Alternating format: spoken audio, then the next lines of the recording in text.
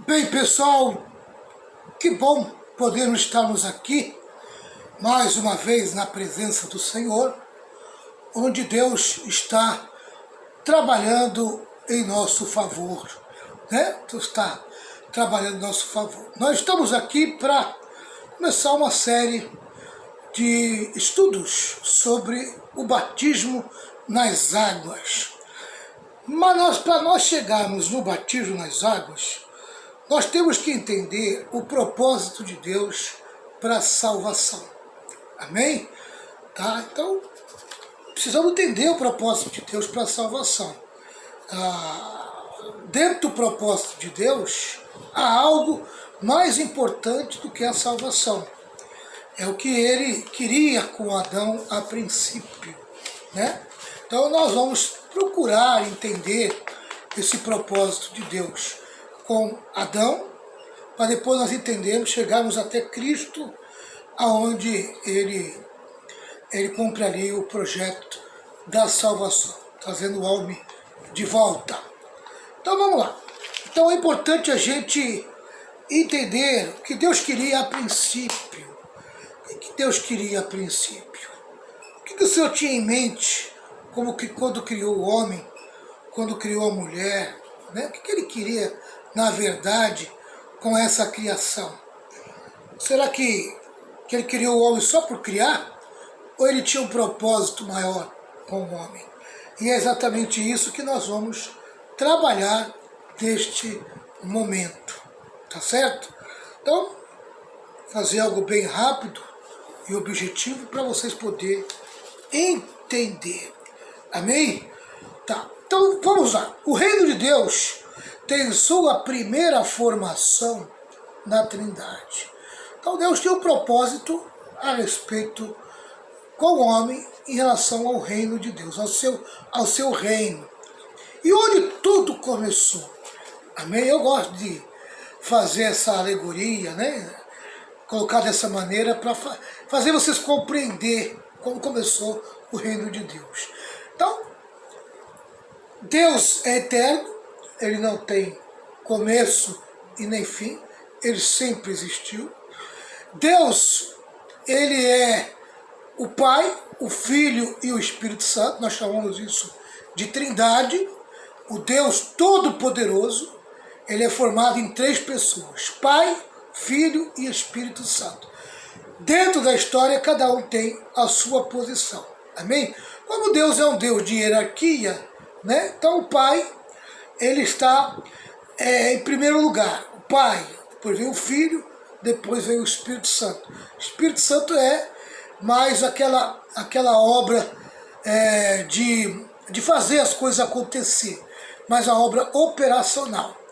O Filho vai entrar na história quando for a questão da salvação. E o Deus, o Pai, ele é o Criador de todas as coisas, amém? Que projetou junto com o Filho e com o Espírito Santo o seu maior propósito, né? Então numa reunião dos 3, os 3 percebem que aquela comunhão era muito boa, era muito edificante, algo muito gostoso, né? Uma reunião do Pai, do Filho e do Espírito Santo. Então ali eles resolvem, amém, chamar aquela reunião de a reunião do reino de Deus. Então, a princípio, o reino de Deus era formado pelo Pai, pelo Filho e pelo Espírito Santo. Aí eles resolvem, né, expandir o reino de Deus. E na sua primeira expansão do reino de Deus, tá, ele cria o céu. E ali ele coloca os primeiros súditos do reino, que são os anjos. Os anjos, amém, fazem parte do reino celestial. Amém? Então, no céu, o reino de Deus é representado pelos anjos. Mas a ideia de expansão do reino, de ampliação do reino, continuou. Então Deus resolveu ampliar o reino de Deus, expandir o reino de Deus. Então ele tem a ideia de criar a terra, amém? E expandir o reino de Deus para a terra. Então, lá em Gênesis capítulo 1 fala a respeito da criação da terra, né, tudo que foi feito na terra, e ali, na terra, ele estabelece o seu reino, o reino na terra. Então a terra é a expansão do reino de Deus no universo. Só que ele fez a terra, tudo bom, muito lindo, maravilhoso, fez os animais, fez as plantas, fez os oceanos. A terra estava prontinha, amém, para o reino de Deus, mas não tinha a peça principal, né? No céu tinha os anjos, mas na terra não tinha ninguém, ainda não tinha ninguém. Então precisava implantar o reino de Deus de uma forma pessoal na terra. O que Deus resolve fazer? Deus resolve criar o homem, né? Deus resolve criar o homem, porque Deus precisava formar alguém com a natureza da sua família. Então ele precisava de uma família nascida dele próprio, e que fosse sua representação na terra. Então você veja que Jesus ele é chamado de filho, amém? Então o Pai, o Filho e o Espírito Santo. Então o Filho, Pai e Filho, amém, são símbolos de algo maior que Deus tem, da sua grande família, amém? Sua grande família. No céu, representado pelos anjos, e na terra? Na terra agora vem os homens. Deus vai criar os homens para que por meio dos homens ele pudesse formar a sua grande família na terra. Amém? Então nós vamos ver aqui Gênesis 1, 26 e 27 e depois Gênesis 2, 15. Tá? Gênesis 1, 26 e 27 diz assim, e presta atenção nos detalhes. Então Deus disse, façamos o ser humano a nossa imagem. Amém? Olha, grife bem essa palavra imagem. Imagem, tá? E ele era semelhante a nós. Façamos o ser humano a nossa imagem. E ele será semelhante a nós.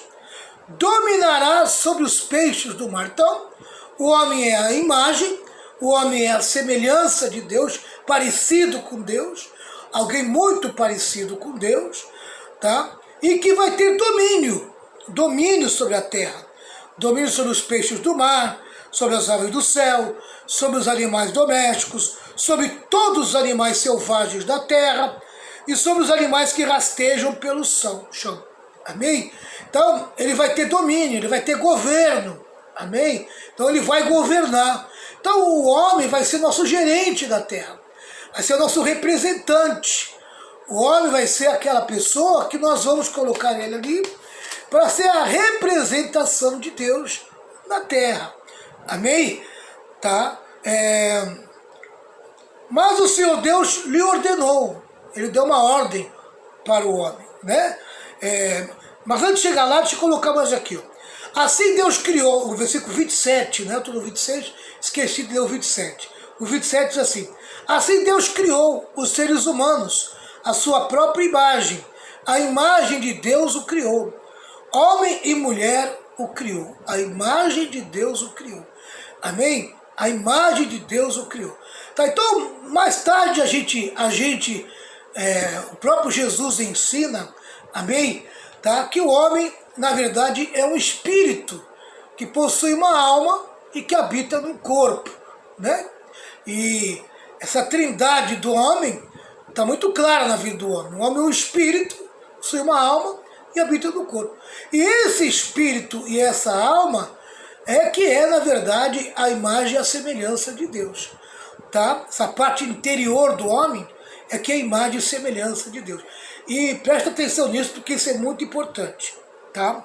O versículo 15 diz assim, o Senhor Deus colocou o homem no jardim do Éden para cultivá-lo e tomar conta dele. Então o homem era a figura representativa de Deus na terra. Ele tinha o governo de Deus na terra. Ele foi colocado ali para governar.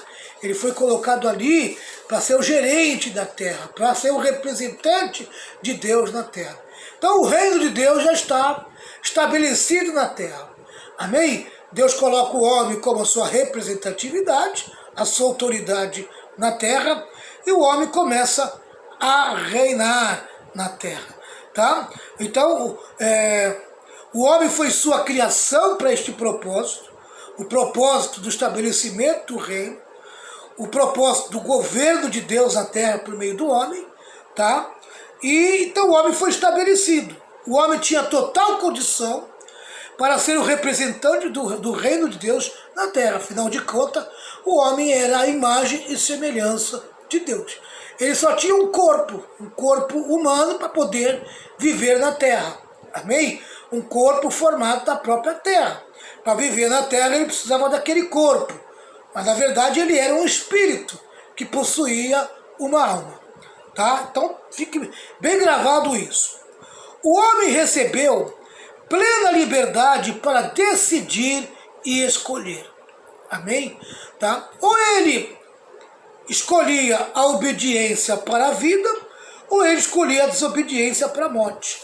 Deus deixou isso para que o homem pudesse ter poder de decisão.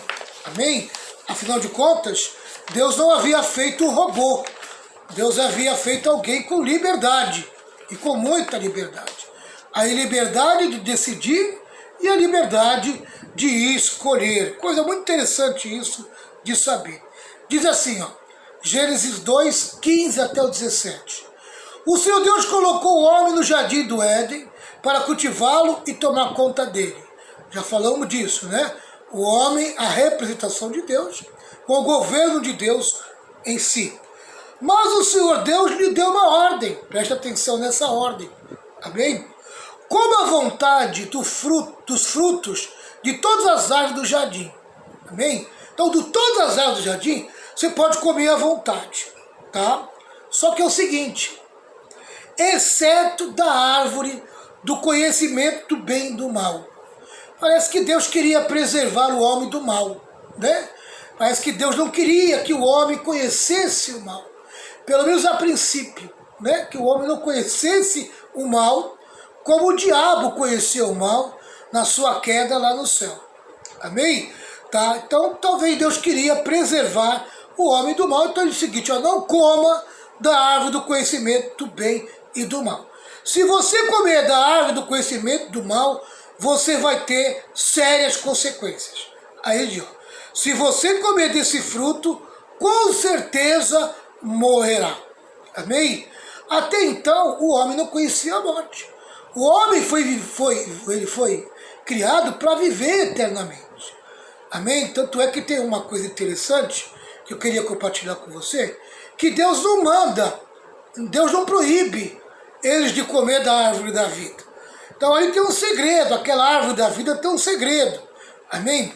Há um grupo uma parte da teologia, dos teólogos, que acreditam que quando o corpo envelhecia, e Adão e Eva se sentiam envelhecidos, amém? Em vez de procurar o médico cirurgião para esticar a pele, eles iam até a árvore da vida e comiam o fruto da árvore da vida. E ali eles renovavam sua aparência, se mantinham jovens, sua força, sua aparência.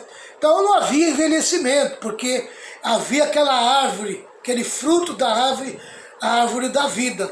Amém? Tá? Então, muito interessante isso, muito interessante isso. Então, a gente vê aí uma busca, né? Uma busca das pessoas buscar juventude, e aí busca cirurgião plástico, botox, busca um monte de coisa para manter uma aparência jovial. Amém? Adão e Eva não precisavam disso, porque eles tinham o fruto da árvore da vida. Amém? Quer dizer, a vida era sempre renovada. Sempre que eles necessitavam de uma renovação, eles buscavam o fruto da árvore da vida. Tá? Uma parte da teologia acredita dessa maneira. Eu particularmente creio dessa maneira. Amém? Eu acredito que esse fruto ficou à disposição deles e Deus não proibiu deles de comer, amém? Porque eles precisavam ter a vida eterna. E eles tinham essa liberdade de buscar ali a vida eterna, a busca pela vida. Tá certo? Então, veja bem, eu acho muito interessante essa passagem, porque eles receberam essa ordem da parte de Deus. Então Deus dá essa ordem, para eles. Se vocês obedecerem, amém, vocês vão trilhar o caminho da vida. Mas se vocês desobedecerem, vocês vão trilhar o caminho da morte. Tá? O poder de escolha está na mão de vocês. Vocês têm a liberdade de decidir e escolher. Deus criou o homem com essa liberdade. Tá? Mas o que o homem fez? O homem fez uma escolha errada. Amém? O homem fez uma escolha errada. O homem decide, aqui em Gênesis 2, 6 e 7, e Gênesis 3, 22 e 24, vamos ler para a gente poder entender. Gênesis 2, versículo 6, diz assim: mas do solo brotava a água que regava toda a terra. Então o Senhor Deus formou o homem do pó da terra, soprou o fôlego da vida em suas narinas, e o homem se tornou ser vivo. Gênesis 3, 22, 23 e 24. Então o Senhor Deus disse: veja agora os seres humanos se tornaram semelhantes a nós, pois conhecem o bem e o mal. Se eles tomarem do fruto da árvore da vida e dele comerem, viverão para sempre. Para impedir que isso aconteça, o Senhor Deus os expulsou do jardim do Éden, e Adão passou a cultivar a terra da qual tinha sido formado.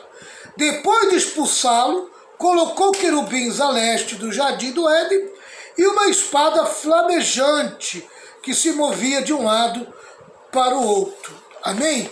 Tá? Na verdade, o homem escolheu a desobediência.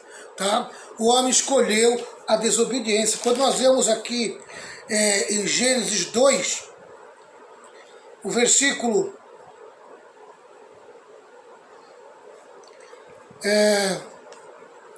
na verdade é o Gênesis 3, o versículo 8, diz assim: ouvindo o homem e sua mulher... Não, peraí, errei. É o 6 e o 7. Gênesis 3, 6 e 7. Me compliquei um pouquinho, eu vou voltar aqui. Gênesis 3, 6 e 7. Quando a mulher viu que a árvore parecia agradável ao paladar, era atraente aos olhos, e além disso desejável para dela se obter discernimento, tomou do seu fruto, comeu e deu a seu marido, que comeu também. Os olhos dos dois se abriram e perceberam que estavam nus. Então juntaram folhas de figueira para cobrir-se. Versículo 8 e 9. Ouvindo o homem e sua mulher os passos do Senhor Deus que andava pelo jardim, quando soprava a brisa do dia, esconder-se da presença do Senhor Deus entre as árvores do jardim. Mas o Senhor Deus chamou o homem perguntando: onde está você? E ele respondeu: ouvi teus passos no jardim e fiquei com medo porque estava nu, por isso me escondi. E Deus perguntou: quem lhe disse que você estava nu? Comeu do fruto da árvore da qual lhe proibi comer? Disse o homem. Jogou a culpa na mulher, né? Foi a mulher que me deste por companheira, que me deu do fruto da árvore que eu comi. O Senhor Deus perguntou: então a mulher que foi que você fez? Então o Senhor Deus perguntou para a mulher. Amém? Que foi que você fez? Respondeu a mulher: a serpente me enganou e eu comi. Quer dizer, eu estou jogando a culpa no outro, né? Tá? Então o Senhor Deus declarou à serpente: uma vez que você fez isso, maldito é você entre todos os rebanhos domésticos, entre todos os animais selvagens, sobre o seu ventre você rastejará, e pó comerá todos os dias da sua vida. Porém, inimizade entre você e a mulher, entre a sua descendência e o descendente dela. Este lhe ferirá a cabeça e você lhe ferirá o calcanhar. Amém? Nesse versículo 15, Deus expõe a primeira promessa de redenção, a primeira promessa de salvação. Amém? Tá? Aqui está falando de Jesus, que vai nascer de uma mulher, e nasceu da Virgem Maria, tá? Ele iria destruir a cabeça da serpente, acabar com a força do pecado, amém? Mas seria uma morte dolorosa, seria um momento doloroso, seria por meio de um sacrifício, amém? Tá? A serpente vai morder seu calcanhar, será algo muito doloroso e sacrificante. Essa é a promessa do versículo 15. A primeira promessa da salvação. Aí Deus julga a mulher. A mulher, ele declarou: multiplicarei grandemente o seu sofrimento na gravidez, com sofrimento você dará à luz filhos, seu desejo será para seu marido, e ele a dominará. E o homem declarou: visto que você deu ouvidos à sua mulher, e comeu do fruto da árvore da qual eu lhe ordenara que não comesse, maldito é a terra por sua causa. Com sofrimento você se alimentará dela todos os dias da sua vida. Ela lhe dará espinhos e ervas daninhas, e você terá que alimentar-se das plantas do campo. Com o suor do seu rosto você comerá o seu pão, até que volte à terra, visto que dela foi tirado, porque você é pó e ao pó voltará. Amém? E ali foi feito o julgamento, tá? Só que o julgamento não acabou ali não. Amém? Aí no versículo 20, Adão deu à sua mulher o nome de Eva, pois ela seria a mãe de toda a humanidade. O Senhor Deus fez roupas de pele e com elas vestiu Adão e sua mulher. Então disse o Senhor Deus: agora o homem se tornou como um de nós, conhecendo o bem e o mal. Não se deve, pois, permitir que ele tome também do fruto da árvore da vida e o coma, e viva para sempre. Você veja que Deus tirou a árvore da vida, amém, da vida deles. Porque se eles voltassem a comer, eles não iam perder a vida, eles iriam continuar vivos, eles teriam vida eterna. Por isso o Senhor Deus mandou embora do jardim do Éden para cultivar o solo do qual fora tirado. Depois de expulsar o homem, colocou a leste do jardim do Éden querubins e uma espada flamejante que se movia, guardando o caminho para a árvore da vida. O homem perdeu o privilégio de estar na presença de Deus. Amém? Então houve uma morte espiritual, tá? Ele foi separado de Deus, ele foi colocado para fora da presença de Deus. Tá? Deus não permitiu que ele ficasse na sua presença, Deus não permitiu que ele estivesse próximo da árvore da vida e pudesse usufruir da vida.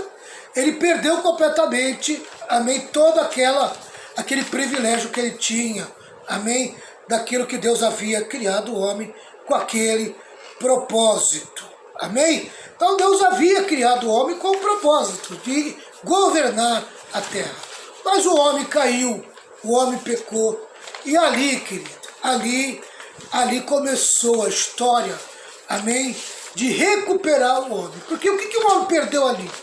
O homem perdeu o privilégio da presença de Deus, e o homem perdeu aquilo de maior preciosidade que ele tinha, que era a imagem de Deus. O homem ficou destruído interiormente, amém? O espírito do homem contaminado, a alma do homem contaminada, né? Praticamente o espírito humano morto, amém? Não tendo mais vida com Deus, ele ficou inútil, amém? Para o plano de Deus e para o propósito de Deus, amém? Ali houve a queda, isso é a queda, e esse homem precisa ser recuperado, esse homem precisa ser salvo, porque ele está perdido, amém? É aí que começa o plano da salvação, é aí que Gênesis 3,15 começa. Deus entra na história, amém? E começa o plano da salvação, amém? E isso é uma história para ser contada no próximo bloco, amém? No próximo vídeo.